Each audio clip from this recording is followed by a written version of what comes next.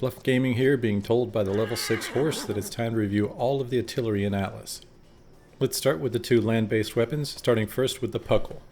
You may have noticed a skill under artillery called Gatling Studies, and that is what unlocks the Puckle.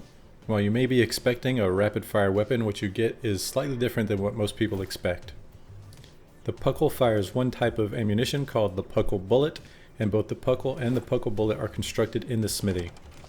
Once you place the Puckle, you can fire within a roughly 90-degree horizontal arc, and while the Puckle is rather slow to reload, it does load 5 rounds at a time, allowing you to fire more freely than with most other weapons. You can fire approximately 1 shot every second using the Puckle, and while it only does modest damage to ships, it can be an effective deterrent against exposed pirates. While the Puckle can't be placed on ships, it can be placed freely on shipyards and any land base that you might have. The next weapon we're going to review is also land-based, however it is a slight bit larger than the Puckle. The Mortar is the ultimate weapon in siege defense. The Mortar is roughly the same cost as a large cannon to build, however its ammunition requires blasting powder, making each shot more expensive. The Mortar can take up to 8 seconds to reload, however the damage it deals out and the range at which it can strike make the wait well worthwhile. Outside of ammunition cost, the two biggest weaknesses of the Mortar are that it can't shoot at very short range, and there's a considerable delay between when you fire the shot and when it actually lands at its target. This shot at medium range takes a full 6 seconds to hit its target. This means if your target is in motion, you will have to lead your shots considerably. The Swivel Gun can be mounted directly on your ship's railing or on a mount to give you extra elevation. While it is the smallest of the ship-based artillery, it has the second highest assortment of available ammunition. Grape shot is very short range, however it can damage many targets within the cone of effect. A bit longer range, but still much shorter than all the other artillery in the game, is the canister shot. Because of its range, the canister shot is ideal for fending off nearby boarding vessels. However, you may find that the third type of ammo for the Swivel Gun is a more effective deterrent. Unlocked by the Grape Fire skill in the artillery tree, Liquid Flame is a truly deadly weapon. Better than the Grape Shot and the Canister Shot both at anti-personnel and anti-vessel purposes, the one biggest drawback of Liquid Flame is that it can easily set your own ship aflame, so be very careful when firing it. Next up, we have the Ballista Turret. The Ballista Turret shoots spear bolts, which can do modest damage to ships. Where the Ballista truly shines is its accuracy, range, and its ability to one-shot most enemy players. One nice aspect of both the Ballista and the Catapult Turret is that the ammunition for these weapons requires no gunpowder. The Ballista shoots spear bolts which are crafted at the smithy. However, the Catapult Turret is unique in that it has its own inventory and you craft its ammunition within the weapon itself. Like the Ballista Turret, the Catapult Turret has a wide horizontal arc within which it can fire. However, it otherwise fires and acts very similarly to the Mortar, only without explosive impact.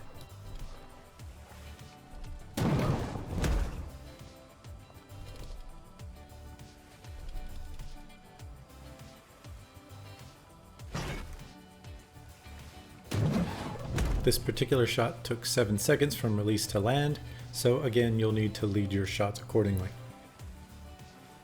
Next up we have the large cannon, which can only be placed above deck. If you've been looking at the large gun port for the galleon and hoping that the large cannon could fire through it, I have bad news for you, it cannot.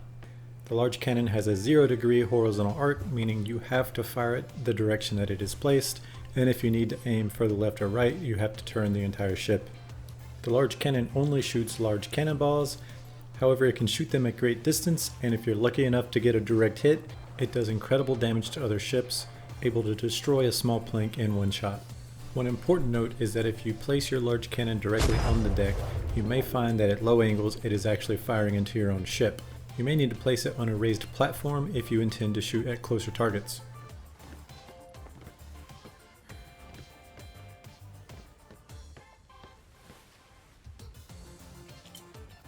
Finally, we have the regular cannon. The regular cannon does not have as wide of a horizontal arc as the two turret weapons. However, it can take advantage of most of the width of a gun port. The cannon has both decent range and damage, and it has the widest variety of ammo types that you can shoot. The regular cannon can shoot the spike shot, which sticks to its target for a few seconds before exploding, the bar shot, which is built for easier targeting of masts, and then of course we have the regular cannonball, which will be doing most of the work. Not pictured is the fourth type of ammo that can be used in the regular cannon, which is the explosive barrel, but those have to be carried in personal inventory. That's your bottom line up front. If you'd like to see a more detailed examination of these weapons, just stick around after the intro.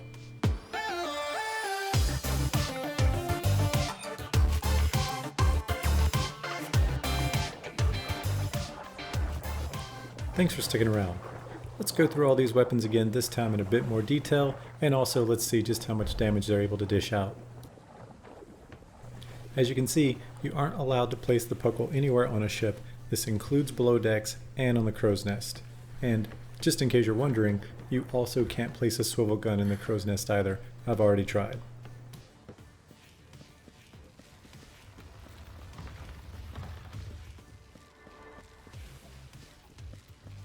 Places where you can set both the Puckle and the Mortar include shipyards and land bases. The type of tile doesn't seem incredibly important, as you can place it on a ceiling attached to a land base, but you cannot attach it to a ceiling attached to a ship.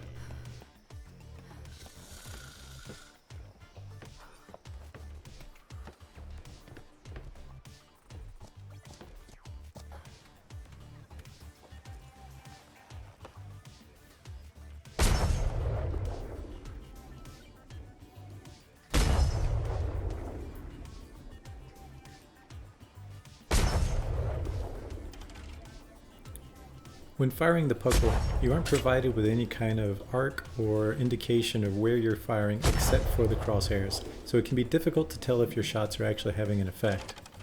You can't switch to traditional third-person mode to try to get any clarity on that. However, you can hit K to go to the orbit camera, but that is not going to improve your accuracy in any way. Let's take a few more shots as rapidly as possible and go see what kind of damage we've done to this dinghy.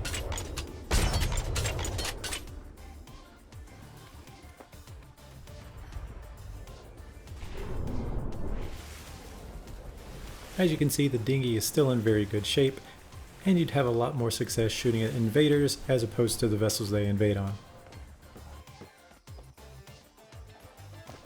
Now let's take a look at the Mortar, possibly the most dangerous weapon in the game. The Mortar does show a firing arc to assist in our aiming, as well as a hemisphere showing where all the damage will be applied upon landing. The hemisphere turns green whenever there is something targeted. However, you may have to lead your shot significantly if your target is moving. Of course, where the Puckle gun was barely able to damage the dinghy, we can see the Mortar makes short work of such small vessels.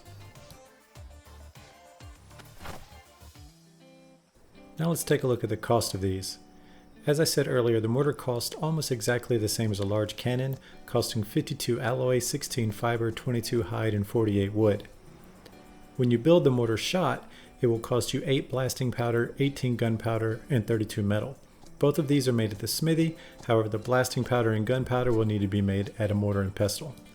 While we're here, let's also take a look at the Puckle. The Puckle is also similar in cost to a large cannon at 48 alloy, 28 fiber, 22 hide, and 42 wood. And the Puckle ammo costs 1 flint, 3 gunpowder, and 2 metal. However, whenever you make Puckle ammo, you get 2 for every time you craft it. The skill for building the Puckle and Puckle ammo are very far down in the artillery tree, and the Mortar skill is a bit easier to reach, being 4 levels higher.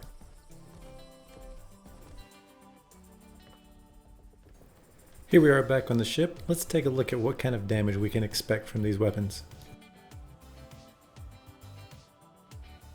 Still using the liquid flame, you can see it doesn't take much to take out a dinghy, and I do not envy the invaders who try to board a ship defended by these.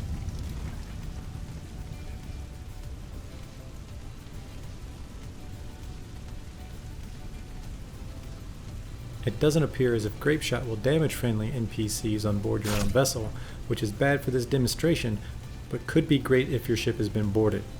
One thing to note though is how short of a range this has, and that it is damaging Old Anne the Strong, but not our next crewman along the rail.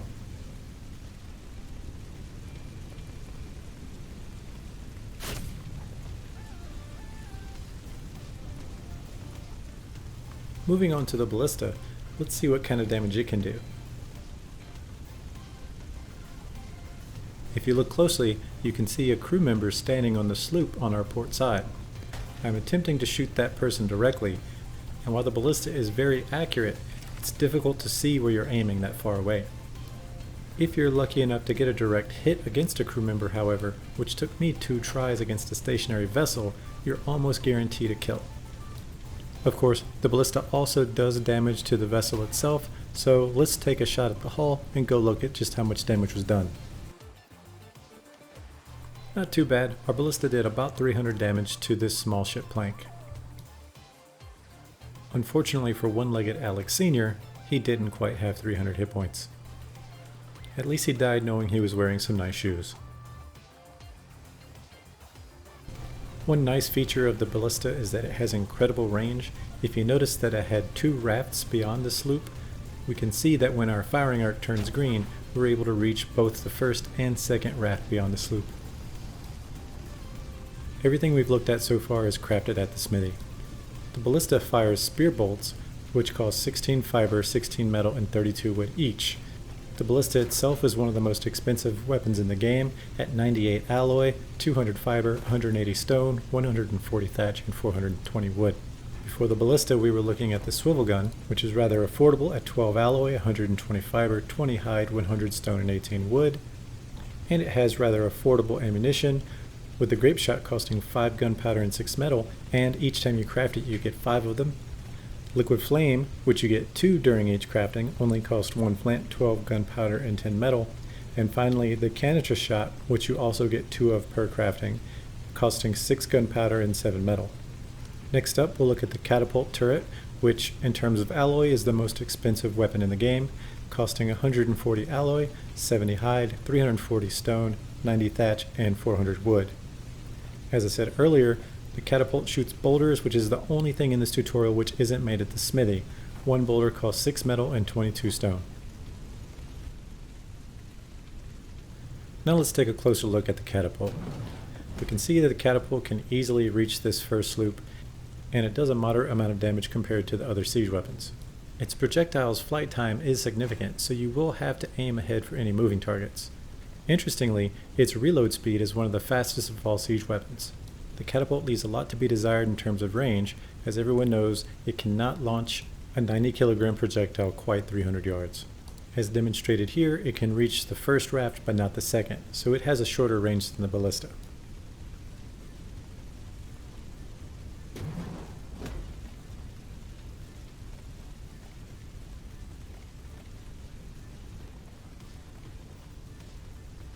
Here I'm using the deck level large cannon, which with no skills takes a full 7 seconds to reload. Notice the green section circle at the tip of the cannon indicating that we would hit our own ship if we were to fire at this point. That's why when you have a high railing on your ship, it's a good idea to build a raised platform on which to deploy all of your large cannons. I know my platform isn't the prettiest, but it gets the point across for demonstration.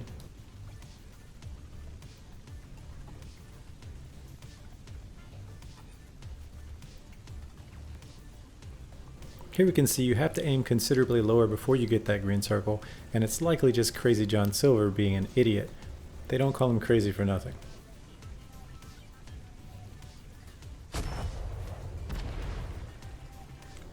It looks like our first shot hit the deck, as normally a direct hit from a large cannon on the plank of a sloop will cause it to start sinking. Let's give it another shot. That's more like it. Of course, the worst part of a large cannon is that if you want to hit anything that's not directly in front of the cannon, you have to turn the entire ship to do so. Although that isn't such a bad proposition when you have multiple large cannons, so that usually one of them will be able to hit something once you turn your broadside.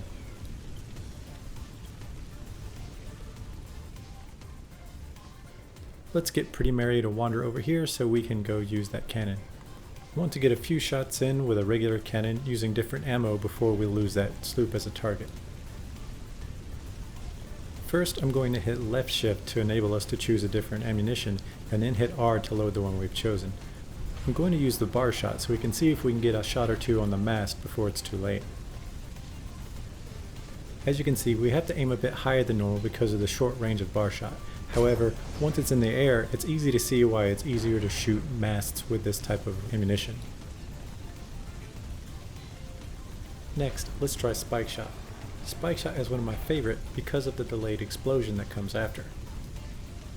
Similarly to Bar Shot, Spike Shot has a shorter range than the normal cannonball, so you'll have to aim higher than you normally would.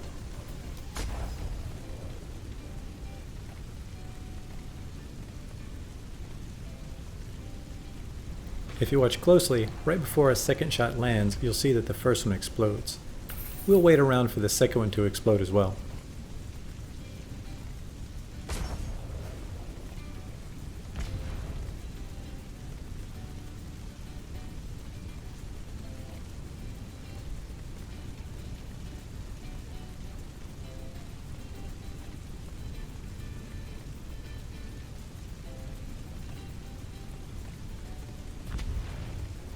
Finally, let's look at the last ammunition type for the regular cannon, the exploding barrel. At 100 blasting powder, 6 flint, 20 metal, and 80 wood, the explosive barrels are incredibly expensive to make. However, they are well worth it. You'll have to carry the explosive barrel in your inventory as they don't fit inside of a normal ammunition box.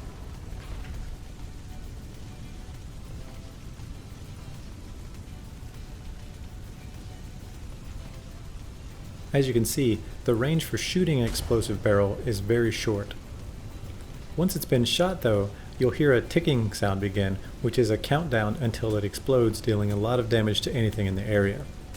If you'd rather not wait, you can shoot the explosive barrel while it's in the water to cause it to explode early, much like Ash does with dynamite in the game Overwatch. You do have the option of placing an explosive barrel directly. Once you do, it needs a few seconds to arm, and once it's armed, you can choose to detonate it immediately or set a timer for a later detonation time. Let's go take a look at how that works on the other undamaged sloop afloat on our port side.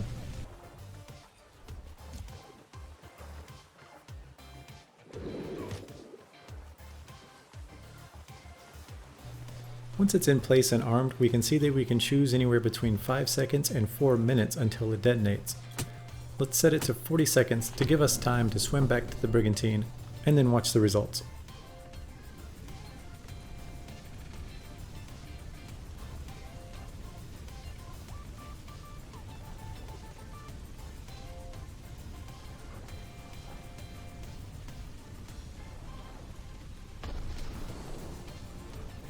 Five planks destroyed, 1 crew member killed, and the entire sloop sinking. Not too bad for a single round. We can see that explosive barrels would be terrific for taking on a raid against our neighbors who kept building on all the resource spawns. Now, let's take a quick look at how these weapons operate when you have NPC crewing them and you're firing them either from the steering wheel or Lieutenant's podium. When you interact directly with any weapon, you can choose to add it to a group, and if you look at our toolbar, we have group 5, 6, 7, 8, 9 at the bottom. We can group them together so that we can fire only the weapons of our choosing from the steering wheel or Lieutenant's podium. From up here, it's apparent that the liquid flame has a much longer range than you might expect. However, it's hard to tell how far up or down you're aiming from this angle, and you'll see that there's a small fire on your ship after using it. Not to worry though, it will burn out. Next up, we'll fire the ballista, which we can see is much easier to aim now that we don't have to worry about waves being in the way. Similarly, I find it easier to aim with the catapult from up here. And again, we can verify that the first raft is within range and the second raft isn't. And just in case you're wondering if this raft is ever going to sink, it isn't, but right after the tutorial I checked it and it was down to 300 out of 10,000 hit points.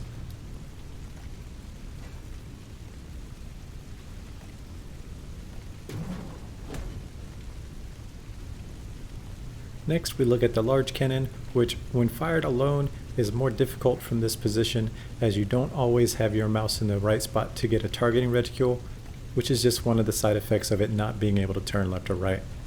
This is less of a concern when you have several large cannons, however, as usually one of them can target where your cursor is.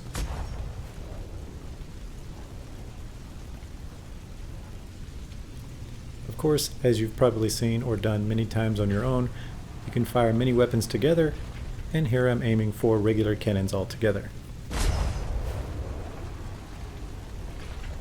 Thanks for watching BLUF Gaming. I hope this has been useful for you, and I hope you never have to use any of these against me. If that is your plan though, I'm guessing I'll recognize it whenever I see you dislike the video, but I'm hoping you don't do that and instead you like or comment and let me know if I'm doing a good job, or heck, even let me know if I'm doing a bad job and can do better somehow.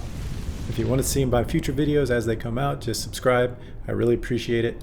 My channel's been growing a lot faster since I started covering Atlas, and I'm trying to do a good job for all of you. So that's all I've got for this video. Hope to see you guys next time, and if not, maybe I'll see you on the high seas.